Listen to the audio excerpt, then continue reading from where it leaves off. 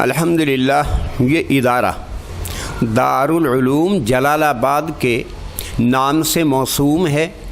یہاں پر علماء کی ایک جماعت ہی قرب و جوار کے مظاہر علوم سے دارالعلوم سے یہاں تک کہ کافی اہل علم تھے۔ ان تمام لوگوں نے اس ادارے کے نام کی تجویز فرمائی اور احقر نے اس ادارے کے نام کو تسلیم کیا اور اس ادارے کو منسوب کیا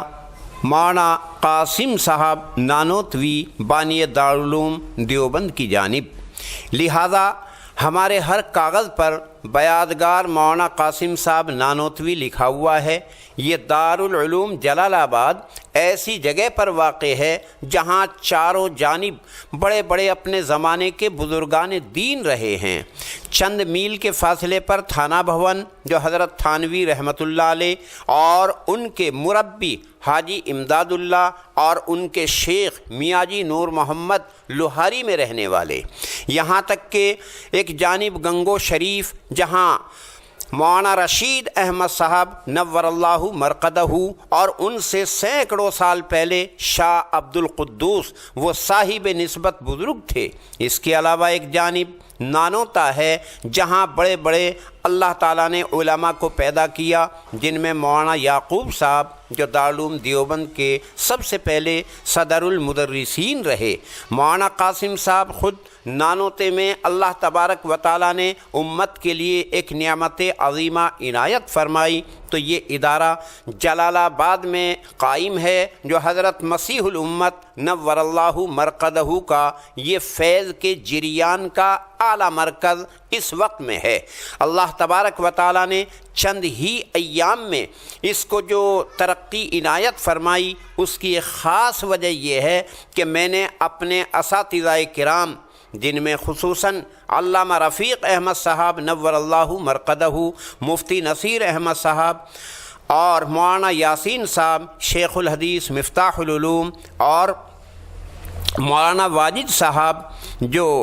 صاحبزادہ محترم مولانا احمد حسن صاحب دیوبندی عرف دادا میاں، تو یہ میرے اساتذہ کرام میں سے ہیں۔ میں نے ان اپنے اساتذہ کی جانب اپنے اس ادارے کی نسبت کرتے ہوئے پہلی ہی بنیاد پر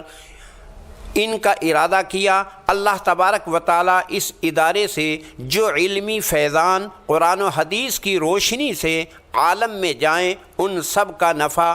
دنیا اور آخرت میں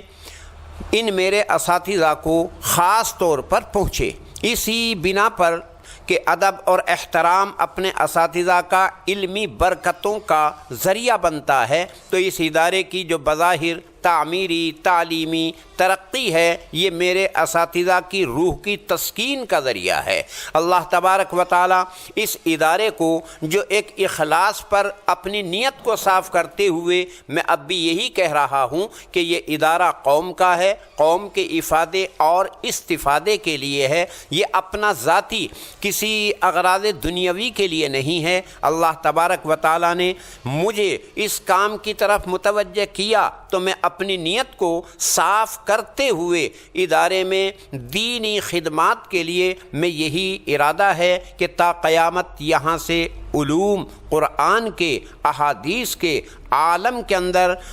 نورانیت کا ذریعہ بنے اور قیامت تک اس ادارے کے لیے غیب سے اسباب چلنے اور چلانے کے اللہ تعالیٰ عنایت فرمائے۔ اور یہی دعا ہے کہ اللہ تبارک و تعالیٰ اس ادارے کو عالم کے لیے مینارہ روشنی بنائے۔ وآخر دعوانا ان الحمد للہ رب العالمین۔